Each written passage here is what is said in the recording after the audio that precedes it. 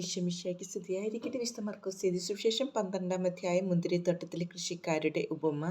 യേശു അവരോട് ഉപമകൾ വഴി സംസാരിക്കാൻ തുടങ്ങി. ഒരുവൻ ഒരു മുന്തിരിത്തോട്ടം നട്ടുപിടിപ്പിച്ചു. അതിനു ചുറ്റും വേലി കെട്ടി മുന്തിരിച്ചക്ക് സ്ഥാപിച്ചു. ഒരു ഗോപുരവും പണിതു. അത് കൃഷിക്കാരെ ഏൽപ്പിച്ചിട്ട് അവൻ അവിടെ നിന്ന് പോയി. സമയമായപ്പോൾ മുന്തിരിഫലങ്ങളിൽ നിന്ന് തൻ്റെ ഓഹരി ശേഖരിക്കാൻ അവൻ കൃഷിക്കാരുടെ അടുത്തേക്ക് ഭൃത്യനെ അയച്ചു. എന്നാൽ അവർ അവനെ പിടിച്ചടിക്കുകയും വെറും കൈയോടെ പറഞ്ഞയക്കുകയും ചെയ്തു. വീണ്ടും അവൻ മറ്റൊരു ഭൃത്യനെ അയച്ചു. അവർ അവനെ തലയ്ക്ക് പരിക്കേൽപ്പിക്കുകയും അപമാനിച്ചയക്കുകയും ചെയ്തു. അവൻ വീണ്ടും ഒരുവനെ അയച്ചു. അവനെ അവർ കൊന്നുകളഞ്ഞു. മറ്റ് പലരെയും അയച്ചു. ചിലരെ അവർ അടിക്കുകയും ചിലരെ കൊല്ലുകയും ചെയ്തു. അവനിനി ഒരുവൻ മാത്രം അവശേഷിച്ചു, തൻ്റെ പ്രിയപുത്രൻ. എൻ്റെ പുത്രനെ അവർ മാനിക്കുമെന്ന് പറഞ്ഞ് അവസാനം അവനെയും അവരുടെ അടുത്തേക്ക് അയച്ചു. കൃഷിക്കാർ പരസ്പരം പറഞ്ഞു, ഇവനാണ് അവകാശി, ഇവനെ നമുക്ക് കൊന്നുകളയാം, അവകാശം നമ്മുടേതാകും. അവർ അവനെ പിടിച്ചു കൊന്ന് മുന്തിരിത്തോട്ടത്തിന് വെളിയിലേക്ക് എറിഞ്ഞു. ഇനി മുന്തിരിത്തോട്ടത്തിൻ്റെ ഉടമസ്ഥൻ എന്തു ചെയ്യും? അവൻ വന്ന് ആ കൃഷിക്കാരെ നശിപ്പിച്ച് മുന്തിരിത്തോട്ടം വേറെ ആളുകളെ ഏൽപ്പിക്കും. ഈ വിശുദ്ധ ലിഖിതം നിങ്ങൾ വായിച്ചിട്ടില്ലേ? പണിക്കാർ ഉപേക്ഷിച്ച കല്ല് തന്നെ മൂലക്കല്ലായി തീർന്നു. ഇത് കർത്താവിൻ്റെ പ്രവൃത്തിയാണ്. നമ്മുടെ ദൃഷ്ടിയിൽ ഇത് അത്ഭുതകരമായിരിക്കുന്നു. തങ്ങൾക്കെതിരായിട്ടാണ് ഈ ഉപമ അവൻ പറഞ്ഞതെന്ന് മനസ്സിലാക്കി അവർ അവനെ പിടിക്കാൻ ശ്രമിച്ചു. എന്നാൽ ജനക്കൂട്ടത്തെ അവർ ഭയപ്പെട്ടു. അതുകൊണ്ട് അവർ അവനെ വിട്ടുപോയി. സീസറിന് നികുതി കൊടുക്കണമോ? അവനെ വാക്കിൽ കൊടുക്കുന്നതിനു വേണ്ടി കുറെ ഫരിസേയരെയും ഹെറോദേസ് പക്ഷക്കാരെയും അവർ അവൻ്റെ അടുത്തേക്ക് അയച്ചു. അവർ വന്ന് അവനോട് പറഞ്ഞു, ഗുരു, നീ സത്യവാനാണെന്നും ആരുടെയും മുഖം നോക്കാതെ നിർഭയം ദൈവത്തിൻ്റെ വഴി സത്യമായി പഠിപ്പിക്കുന്നെന്നും ഞങ്ങൾ അറിയുന്നു. സീസറിന് നികുതി കൊടുക്കുന്നത് നിയമാനുസൃതമോ അല്ലയോ?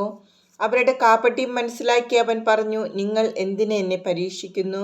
ഒരു ധനാറെ എൻ്റെ അടുത്ത് കൊണ്ടുവരിക, ഞാൻ കാണട്ടെ. അവർ അത് കൊണ്ടുവന്നപ്പോൾ അവൻ ചോദിച്ചു, ഈ രൂപവും ലിഖിതവും ആരുടേതാണ്? സീസറിൻ്റേത് എന്ന് അവർ പറഞ്ഞു.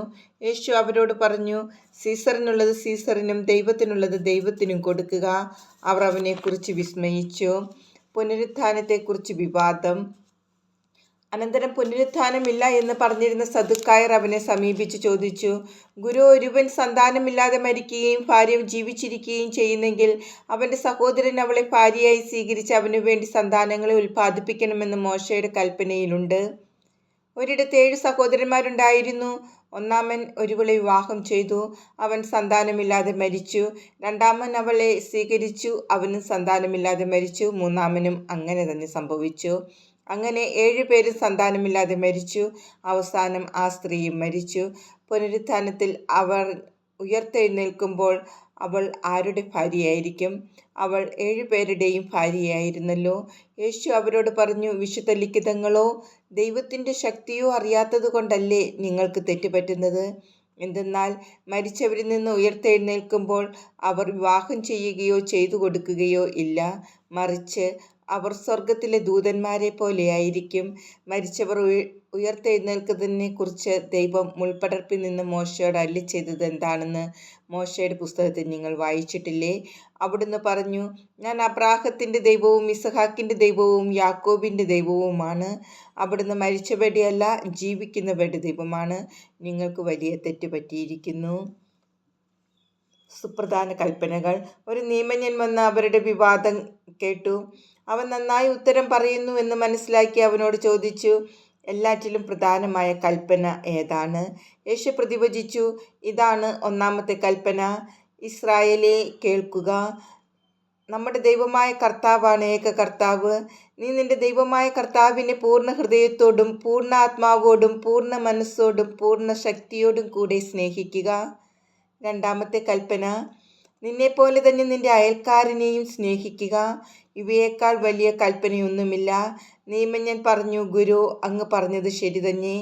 അവിടുന്ന് ഏകനാണെന്നും അവിടുന്നല്ലാതെ മറ്റൊരു ദൈവമില്ലെന്നും അവിടുത്തെ പൂർണ്ണ ഹൃദയത്തോടും പൂർണ്ണ മനസ്സോടും പൂർണ്ണ ശക്തിയോടും കൂടി സ്നേഹിക്കുന്നതും തന്നെപ്പോലെ തന്നെ അയൽക്കാരനെ സ്നേഹിക്കുന്നതും എല്ലാ ദഹനബലികളെയും യാഗങ്ങളെയും കാൾ മഹനീയമാണെന്നും അങ്ങ് പറഞ്ഞത് സത്യമാണ്.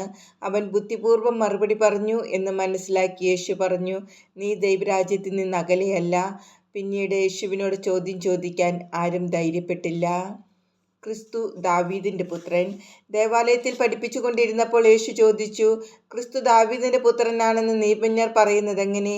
പരിശുദ്ധാത്മാവിനാൽ പ്രചോദിതനായി ദാവീദ് തന്നെ പറഞ്ഞിട്ടുണ്ട്, കർത്താവിന്റെ കർത്താവിനോട് അരുളിച്ചെയ്തു, ഞാൻ നിന്റെ ശത്രുക്കളെ നിന്റെ പാദങ്ങൾക്ക് കീഴിലാക്കുവോളം നീ എൻ്റെ വലത്തുഭാഗത്ത് ഉപവിഷ്ടനാവുക. ദാവീദ് തന്നെ അവനെ കർത്താവ് എന്ന് വിളിക്കുന്നു. പിന്നെ എങ്ങനെയാണ് അവൻ അവന്റെ പുത്രനാകുന്നത്? ജനക്കൂട്ടം സന്തോഷപൂർവ്വം അവന്റെ വാക്കുകൾ ശ്രവിച്ചു. നിയമജ്ഞരെ വിമർശിക്കുന്നു. അവൻ ഇങ്ങനെ പഠിപ്പിച്ചു, നിങ്ങൾ നിയമജ്ഞരെ സൂക്ഷിച്ചുകൊള്ളുവിൻ. നീണ്ട മേലങ്കികൾ ധരിച്ച് നടക്കാനും പൊതുസ്ഥലങ്ങളിൽ അഭിവാദനം സ്വീകരിക്കാനും സിനഗോഗുകളിൽ മുഖ്യസ്ഥാനങ്ങളും വിരുന്നുകളിൽ അഗ്രാസനങ്ങളും ലഭിക്കാനും അവർ ആഗ്രഹിക്കുന്നു. എന്നാൽ അവർ വിധവകളുടെ ഭവനങ്ങൾ വിഴുങ്ങുകയും ദീർഘമായി പ്രാർത്ഥിക്കുന്നുവെന്ന് നടിക്കുകയും ചെയ്യുന്നു. അവർക്ക് കൂടുതൽ കഠിനമായ ശിക്ഷാവിധി ലഭിക്കും. വിധവയുടെ കാണിക്ക. അവൻ ഭണ്ഡാരത്തിന് എതിർവശത്തിരുന്ന് ജനക്കൂട്ടം ഭണ്ഡാരത്തിൽ നാണയത്തുട്ടുകൾ ഇടുന്നത് ശ്രദ്ധിച്ചു. പല ധനവാന്മാരും വലിയ തുകകൾ നിക്ഷേപിച്ചു. അപ്പോൾ ദരിദ്രയായ ഒരു വിധവ വന്ന് ഏറ്റവും കുറഞ്ഞ 2 ചെമ്പ് നാണയങ്ങൾ ഇട്ടു. അവൻ ശിഷ്യന്മാരെ അടുത്ത് വിളിച്ചു പറഞ്ഞു, സത്യമായി ഞാൻ നിങ്ങളോട് പറയുന്നു, ഈ ദരിദ്ര വിധവ മറ്റാരെയേക്കാൾ കൂടുതൽ ഭണ്ഡാരത്തിൽ നിക്ഷേപിച്ചിരിക്കുന്നു. എന്തെന്നാൽ അവരെല്ലാവരും തങ്ങളുടെ സമൃദ്ധിയിൽ നിന്ന് സംഭാവന ചെയ്തു. ഇവളാകട്ടെ തൻ്റെ ദാരിദ്ര്യത്തിൽ നിന്ന് തനിക്കുണ്ടായിരുന്നതെല്ലാം, തൻ്റെ ഉപജീവനത്തിനുള്ള വക മുഴുവനും നിക്ഷേപിച്ചിരിക്കുന്നു.